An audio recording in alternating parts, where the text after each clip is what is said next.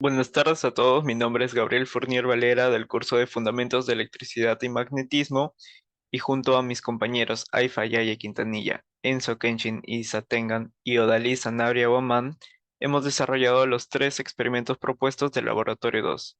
Los objetivos del experimento 1 es observar el comportamiento del lanzador de anillos y analizar el principio de su funcionamiento. En el experimento 2 tenemos que generar una fuerza electromagnética y corriente inducida utilizando la ley de Faraday y un programa en Python para aproximar la función de corriente teórica. En el experimento 3 tenemos que utilizar un transformador con distintas combinaciones de bobinas y núcleos y medir sus respectivos voltajes de las bobinas primarias y secundarias. En los resultados experimentales del experimento 1 logramos obtener una tabla con diferentes anillos de aluminio, cobre y aluminio partido y con lanzadores con barra y sin barra de hierro. Acá podemos observar el experimento del anillo de cobre. En el experimento 2 hicimos una toma de datos del campo magnético, la corriente eléctrica, el tiempo, la resistencia, número de vueltas y radio de bobina. Y acá podemos ver un video acerca de nuestra toma de datos. En el experimento 3 obtuvimos dos tablas. Esta primera tabla nos indican los voltajes de entrada y salida con las diferentes combinaciones de núcleo y diferentes combinaciones de número de vueltas y su respectivo voltaje. Acá podemos ver cómo fue nuestra toma de datos del experimento 3. Mi nombre es Enzo Isa y yo estaré explicando el cuestionario y las conclusiones del experimento 1. La primera pregunta del cuestionario es: explica el funcionamiento del lanzador de anillos y la función que cumple la barra de hierro. Cuando cerramos el interruptor y la corriente pasa a través de la bobina, este induce un campo magnético a su alrededor que expulsa el anillo y sale disparado. Según el material del anillo, este sale disparado con una mayor velocidad. La función que cumple la barra de hierro es canalizar el campo magnético, debido a que la permeabilidad magnética de la barra de hierro es mayor que la del aire. Al colocarla, el anillo sale disparado con una mayor velocidad que cuando no está presente la barra de hierro. ¿Qué diferencia hubo al alzar el anillo de cobre en comparación al anillo de aluminio? Explicar este comportamiento. Hubo ligeras diferencias al momento de realizar el experimento, debido a que la resistividad que presenta el cobre es menor que la del aluminio. El anillo de cobre debería salir disparado con una mayor fuerza. Sin embargo, no hubo una gran diferencia al momento de realizar el experimento, debido a que el cobre es más denso que el aluminio. ¿Cómo cambiarían los resultados con una bobina con un mayor número de vueltas? Al utilizar una bobina con un mayor número de vueltas, aumentaría la inductancia, se generaría un campo magnético más intenso y una corriente inducida más alta. Entonces, puede aumentar la velocidad y la fuerza con la que los anillos son lanzados. Luego tenemos las conclusiones. que el experimento demuestra el fenómeno de la inducción electromagnética, donde el cambio en el flujo magnético a través de un circuito genera una corriente inducida en ese circuito. Esto es fundamental para comprender cómo funciona el lanzador de anillos.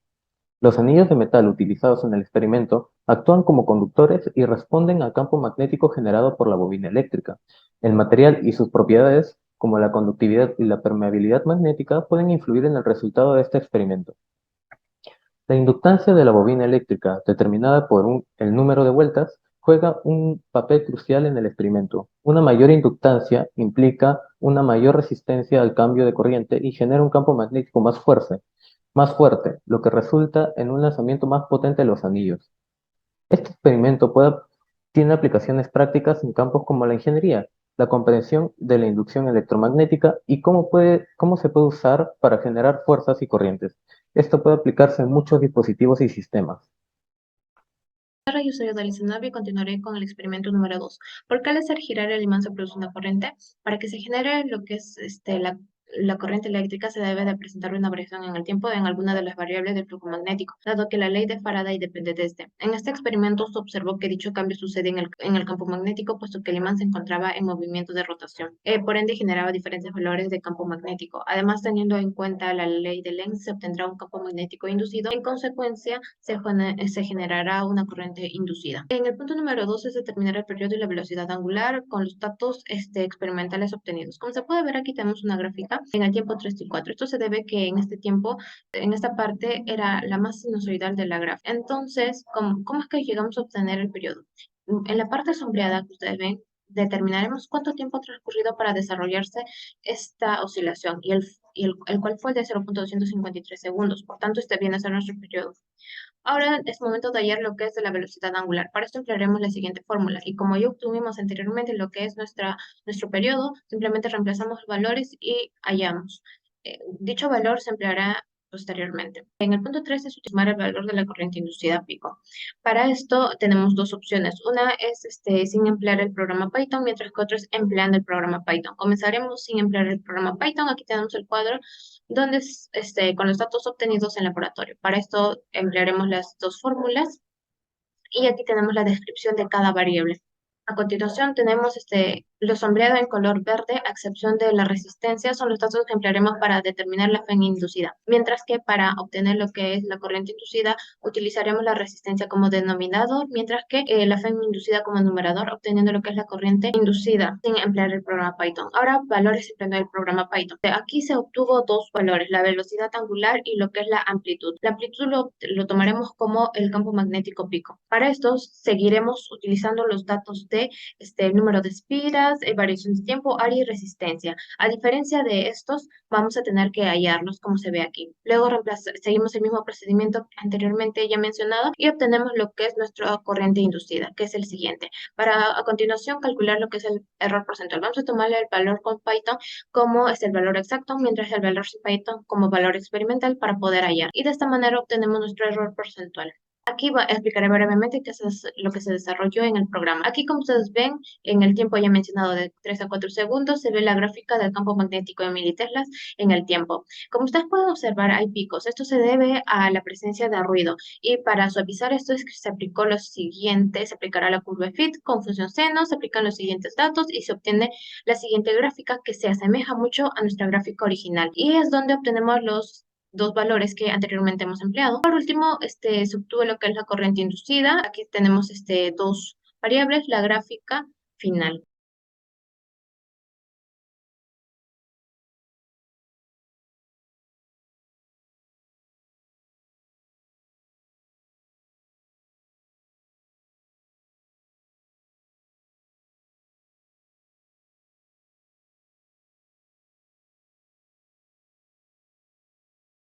Teniendo como conclusión es que se comprobó cómo un imán es capaz de generar corriente inducida y por otro lado, empleando la ley Faraday se determinó el valor de la corriente inducida, además comprobando el resultado empleando y sin emplear Python se descubrió que el error porcentual es de 6.897%. Esta cifra se debe a que los valores comparados son pequeños ocasionando este resultado. Mi nombre es Aifa Faridi Yaye Quintanilla y en este caso vamos a explicar el cuestionario del experimento 3. Entonces, ¿con cuál configuración del núcleo se obtuvieron mejores resultados? ¿Por qué? Se obtuvieron mejores resultados empleando una configuración en forma de U cerrada debido a que estamos encerrando al campo magnético producido en su interior por la bobina primaria. Este campo magnético y el flujo magnético que también se genera es debido al voltaje que se le está sometiendo, ya que este voltaje genera una corriente. Y esa corriente genera el campo magnético interno y a la vez el flujo magnético. Y por inducción, ese flujo generado va a inducir un voltaje a la bobina secundaria, circulando así en ambas bobinas. De esa razón, el voltaje medido por el multímetro es similar a la entrada a comparación de otras configuraciones. El apartado número 2 nos pide determinar la relación de la transformación experimental usando los valores de voltaje RMS. Para esto, cabe recalcar que el voltaje RMS ha sido determinado por el instrumento de medición que es el multímetro. Empleando la siguiente fórmula, estamos determinando el voltaje de la bobina primaria como también el de la secundaria. Y para poder hallar la relación de transformación experimental, estamos empleando la fórmula de aquí, como pueden ver, obteniendo como resultado que el K es igual a 0.69. En el caso de la relación de transformación teórica, vamos a emplear el número de vueltas de las bobinas, tanto secundaria como primaria, y como son idénticas en este apartado, nuestro K va a ser 1. Podemos decir que son distintas, no son iguales evidentemente, y puede deberse a distintos factores, debido a la dispersión del flujo magnético, y esto puede ser que una porción de la potencia se pierda. En el apartado número 3 nos piden determinar la relación entre el voltaje RMS y pico medidos se alinean con lo teórico. Más que nada es una pregunta que nos está mencionando si es que puede ser que se alineen o no. Nuestro equipo define que sí, pero con un pequeño margen de error. Si comparamos la tabla de resultados con lo que hemos estado determinado en los cálculos de la diapositiva anterior, podemos definir que son cercanos, no son iguales, pero son cercanos. Entonces, se puede decir que se alinean, pero no en su totalidad. Entonces, también te podemos resaltar aquí que no existe un transformador ideal, ya que también está involucrado la dispersión del flujo magnético que ocasiona que algo de potencia se pierda. En el apartado 4 nos mencionan para las mediciones usando un transformador de elevador, es decir, elevando el voltaje. Determine la relación de transformación y compare este resultado con con la relación de la transformación teórica. Para esto vamos a aplicar un proceso similar al anterior del apartado 2. Eh, Primero definimos tanto el voltaje de la bobina primaria como la de secundaria, aplicamos la fórmula, es 3.287, y en la parte teórica, dividiendo tanto el número de vueltas de la bobina secundaria como en la primaria, obtenemos que el K es 4.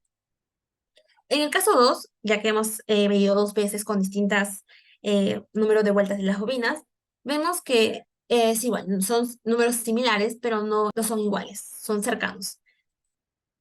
Conclusión, se utilizó un transformador en distintas configuraciones del núcleo, empleando en primera instancia dos bobinas de la misma cantidad de espiras. A partir de ahí se pudo determinar que en una configuración de forma de U cerrada, el transformador es más efectivo debido a la inducción generada por la bobina primaria a la secundaria y por mantener el campo magnético y el flujo magnético en un recorrido cerrado, evitando que haya una mayor pérdida de potencia como en otras configuraciones.